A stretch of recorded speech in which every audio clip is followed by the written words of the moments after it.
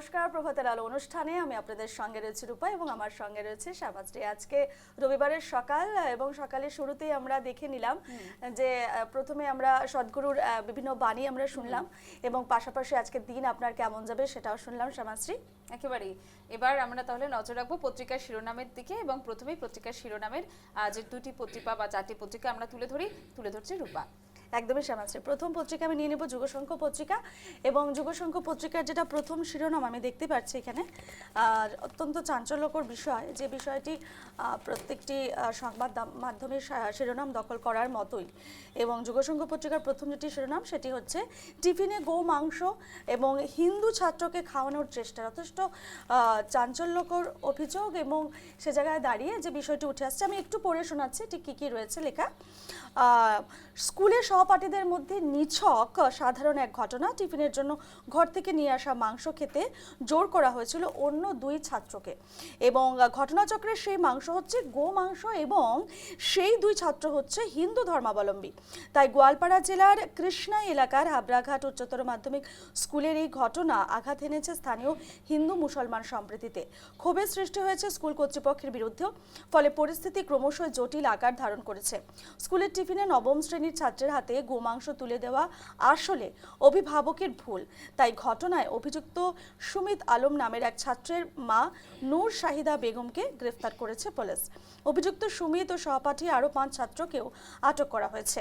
পরিস্থিতি সামলাতে গোয়ালপাড়ার জেলা আয়ুক্ত প্রদীপ তুমুং এবং senior police super Nabajit Mahanta স্কুলে গিয়ে ঘটনার তদন্ত শুরু করেছেন। কিন্তু প্রতিবাদী বিভিন্ন দল সংগঠন অভিভাবকদের দাবি যে স্কুল কর্তৃপক্ষের বিরুদ্ধেও ব্যবস্থা নিতে হবে, কারণ পুরো ঘটনা ধামাচাপা দেওয়ার চেষ্টা করেছিলেন তারা।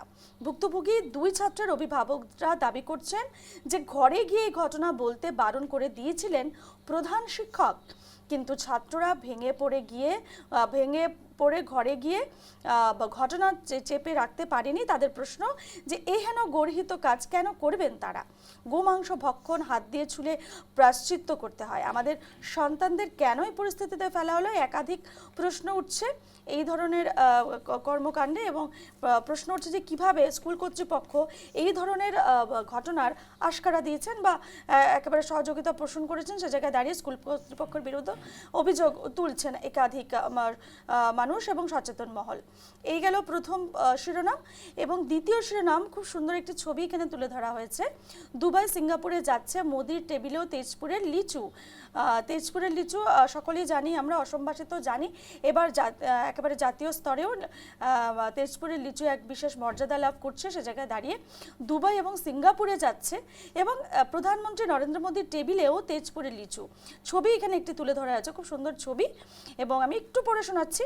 শনিবার তেজপুর লিচু উৎসবের দ্বিতীয় সংস্করণ শুরু হয়েছে এবং এই উৎসবে অঞ্চলের এই মূল্যবান ও সুমধুর ফল প্রদর্শন এবং নতুন বাজারের সুযোগ অন্বেষণের জন্য কৃষক, ক্রেতা, উদ্যোক্তা এবং কৃষি বিশেষজ্ঞরা একত্রিত হয়েছেন। তেজপুরের জেলা গ্রন্থাগার মিলনায়তনে আয়োজিত 2 দিন ব্যাপী উৎসবের লক্ষ্য হলো লিচু চাষিদের জন্য বাজারের সুযোগ আরও শক্তিশালী করে দেওয়া।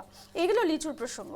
এবং 3 নম্বর যেটি শিরোনাম রয়েছে যুগসংখ্যে সেটি হচ্ছে 6 ঘন্টায় দিল্লি থেকে শিলিগুড়ি বৈষ্ণবের বুলেট ট্রেন ঘোষণার খুশি উত্তরবঙ্গে, এমনটা জানানো হচ্ছে। এই খবরে আমরাও নজর রেখেছিলাম, গতকাল নিউজলাইভ বাংলাও ব্রেক করেছিল। আমি একটু পড়ে শোনাচ্ছি। বুলেট ট্রেনে 6 ঘন্টার দিল্লি শিলিগুড়ি। শনিবার রেলমন্ত্রী অশ্বিনী বৈষ্ণবের এই ঘোষণায় খুশির আবহ উত্তরবঙ্গ সহ উত্তর পূর্বের রাজ্যগুলিতেও এবং পশ্চিমবঙ্গের মুখ্যমন্ত্রী শুভেন্দু অধিকারীর সঙ্গে বৈঠকের পর রেলমন্ত্রীর ঘোষণাকে ঘিরে উচ্ছ্বাসের আবহ তৈরি হয়েছে। শনিবার নবান্নের সাংবাদিক বৈঠকে রেলমন্ত্রী জানিয়েছেন যে বুলেট ট্রেনে 6 ঘন্টার জুড়বে দিল্লি ও শিলিগুড়িকে। দিল্লি থেকে লখনৌ, পাটনা হয়ে শিলিগুড়ি পৌঁছবে ট্রেন। এরপরে আবেগে ভাসেন উত্তরবঙ্গের মানুষ। এই গেল তিনটি শিরোনাম আমি পড়ে শোনালাম যুগসংখ্য পত্রিকা থেকে। এবং যুগসংখ্য পত্রিকার পরই শ্যামাশ্রী পরবর্তী পত্রিকা আমরা নজর রাখবো, সেটা হচ্ছে নিয়মিয়া বার্তা। অসম থেকে প্রকাশিত অত্যন্ত জনপ্রিয় একটি পত্রিকা হচ্ছে নিয়মিয়া বার্তা। এবং নিয়মিয়া বার্তার যদি প্রথমেই আমরা দেখি, আজ প্রথমেই যেটা শিরোনাম রয়েছে সেটা হচ্ছে খুবই গুরুত্বপূর্ণ বিষয়। পাংসু পাস সীমান্তে 1643 কিলোমিটার বেড়া ভারতের, অর্থাৎ সীমান্তে যে কাটাতারের বেড়া সে বিষয়ে বলা হচ্ছে। পাংসু পাস সীমান্তে মায়ানমার বর্ডার সুরক্ষিত করার জন্য দৃঢ় পদক্ষেপ দিল্লির তরফ থেকে যে ভারত মায়ানমার যে সীমান্ত আছে সেখানে কিন্তু সেই জায়গাটা, সেই সীমান্ত এলাকা সুরক্ষিত করার জন্য দৃঢ় পদক্ষেপ নেওয়া হয়েছে। পাংসু পাস সীমান্তে 1643 কিলোমিটার কাঁটাতারের বেড়া ভারতের। একটি ছবি এখানে তুলে ধরা হয়েছে, কাঁটাতারের বেড়ার ছবি এখানে তুলে ধরা হয়েছে। আমি একটু পড়ে শোনাচ্ছি ঠিক কি লেখা রয়েছে। বর্ডার রোডস অর্গানাইজেশনের পদক্ষেপ, অসম সংলগ্ন অরুণাচল, মণিপুর, মিজোরাম সংলগ্ন সীমান্তে দিয়ে বন্ধ হবে জঙ্গিদের আসা যাওয়া এবং চোরা ব্যবসা যেগুলো হয় সেগুলো বন্ধ, এবং সীমান্তকে ব্যবহার করে যেভাবে দিনের পর দিন একেবারে জঙ্গিরা আসা যাওয়া করছে, নাশকতার ছক কষা হচ্ছে, জঙ্গিরা আসা যাওয়া, সেই জায়গায় দাঁড়িয়ে কিন্তু এই দৃঢ় পদক্ষেপ নেওয়া হচ্ছে দিল্লির তরফে। এবং সেখান থেকে দেখা যাচ্ছে যে 1643 কিলোমিটার কাঁটাতারের বেড়া দেওয়া হচ্ছে ভারতের তরফে। পাংসুপাস ভারত মায়ানমার সীমান্তের বেড়া তৈরির কাজ ক্ষিপ্র গতিতে অর্থাৎ দ্রুত গতিতে চলছে। ভারত মায়ানমার সীমান্তবর্তী অঞ্চল পাংসুপাশে দীর্ঘকাল থেকে এলাকায় সক্রিয় হয়ে থাকা জঙ্গি সংগঠনগুলোর হুমকি, অবৈধ সামগ্রী সরবরাহ থেকে শুরু করে ব্যাপক চ্যালেঞ্জ হয়ে দাঁড়িয়েছিল। সে জায়গায় দাঁড়িয়ে এবারে কিন্তু দিল্লির দৃঢ় পদক্ষেপ এবং সে জায়গায় দাঁড়িয়ে কাঁটাতারের বেড়া দেওয়া হচ্ছে, খুব দ্রুত গতিতে সেই কাঁটাতারের বেড়া দেওয়া হচ্ছে, সেই ছবি তুলে ধরা হয়েছে। দ্বিতীয় যেটি শিরোনাম রয়েছে সেটি হচ্ছে জুলাইয়ে গুয়াহাটিতে আসবেন জাপানের প্রধানমন্ত্রী সানা টাকাইসি। জাপানের প্রধানমন্ত্রীকে স্বাগত জানানোর জন্য দিল্লি থেকে দিশপুর পর্যন্ত ব্যাপক তৎপরতা। সম্মিলনে স্বাক্ষরিত হবে কয়েকটি বোঝাবুঝির চুক্তি এবং সেমিকন্ডাক্টর AI নিয়ে সম্মিলিত হবে বিশেষভাবে আলোচনা। এবং তৃতীয় যেটি শিরোনাম রয়েছে আমি খুব ঝট করে পড়ে শোনাচ্ছি কারণ সময় আমাদের কম। 10 জুন নেহেরুর নজির ভেঙে ইতিহাস রচবে মোদি। দেশের ইতিহাসে সর্বাধিক সময় প্রধানমন্ত্রীর পদে অধিষ্ঠিত থাকার এক বিরল নজির গড়তে চলেছেন প্রধানমন্ত্রী নরেন্দ্র মোদি।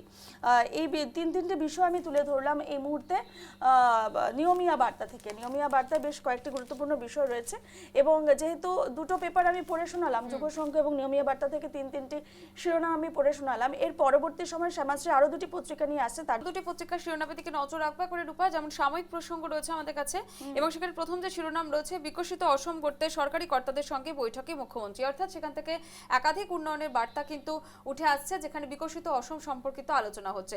যেহেতু আমাদের হাতে সময় কম, শুধুমাত্র শিরোনাম আপনাদের সামনে তুলে ধরছি।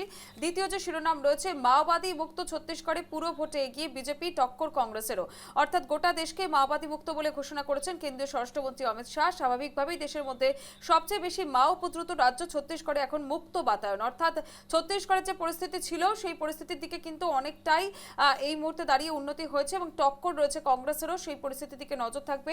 এবং তৃতীয় যে শিরোনাম রয়েছে আমাদের সেদিকে নেহেরু রেকর্ড ভেঙে নতুন নজির গড়বেন মোদি, অর্থাৎ দীর্ঘমেয়াদের প্রধানমন্ত্রী যেমনটা ছিলেন জওহরলাল নেহেরু এবং তারপরে এবার দেখা যাচ্ছে প্রধানমন্ত্রী নরেন্দ্র মোদীকে। কারণ আমরা গতকালের দিকে যদি নজর রাখি সেখানে কিন্তু রাশিয়ার প্রেসিডেন্ট তিনিও প্রশংসা করেছেন প্রধানমন্ত্রী নরেন্দ্র মোদীর। এই ছিল তিনটি শিরোনাম সাময়িক প্রসঙ্গ থেকে একেবারে খুব সংক্ষেপে তুলে ধরলাম। এবার নজর রাখবো আমরা সানডে টাইমস অর্থাৎ টাইমস অফ ইন্ডিয়ার যে সানডে এডিশন রয়েছে সেদিকে। প্রথম যে শিরোনাম রয়েছে দিল্লি কোর্ট কনভিক্ট বিজেপির Bihar MLA in firing case, অর্থাৎ দিল্লির যে ফায়ারিং কেসের দিকে আমাদের নজর রয়েছে। গোটা একেবারে 2 থেকে 3 দিন ধরে আমরা নজর রেখেছি। বিভৎস অগ্নিকাণ্ড, সেখানে 21 জনের মৃত্যু এবং মৃত্যু সংখ্যা হয়তো বা আরও বাড়তে পারে এবং সেই কারণে হোটেল বন্ধ করে দেওয়া হয়েছে। সেই কেসের দিকে কিন্তু একেবারে চলছে একের পর এক নজরদারি এবং একের পর এক তদন্ত। এবার দ্বিতীয় যে শিরোনাম রয়েছে মনসুন এন্ট্রান্স মণিপুর এবং Mizoram may cover rest of North East in 2 to 3 days, অর্থাৎ 2 থেকে 3 দিনের মধ্যে কিন্তু বর্ষা প্রবেশ করছে মণিপুর মিজোরামে, যার জন্য আগের থেকে সব রকমের সতর্কবার্তা জারি করা হচ্ছে। তৃতীয় যে হেডলাইন্স রয়েছে সেদিকে আমরা নজর রাখবো যেখানে রয়েছে soothing and magnetic researches decode science behind Zubeen's magical humming, অর্থাৎ জুবিন গার্গ তার যে অনবদ্য সৃষ্টি, সেই সৃষ্টি একেবারে বিশ্বকে যে মাতিয়ে রেখেছিল তার উপরে কিন্তু হামিং অর্থাৎ তার যে প্রতিধ্বনি, সেই প্রতিধ্বনিকে আরো উন্নত করার জন্য একাধিক কিন্তু পদক্ষেপ নেওয়া হচ্ছে ইতিমধ্যে অসম তথা গোটা বিশ্বের তরফ থেকে। অর্থাৎ আমরা পত্রিকার শিরোনামে 4টি পত্রিকার দিকে নজর রাখলাম রূপা এবং সেখান থেকে তুলে ধরার চেষ্টা করলাম সংক্ষেপে আপনাদেরকে শিরোনামগুলি। তবে বিস্তারিত খবরে আপডেট পেতে অবশ্যই নজর রাখতে হবে নিউজ লাইভ বাংলায়। আপাতত আমি এবং রূপা দুজনেই বিদায় নিচ্ছি।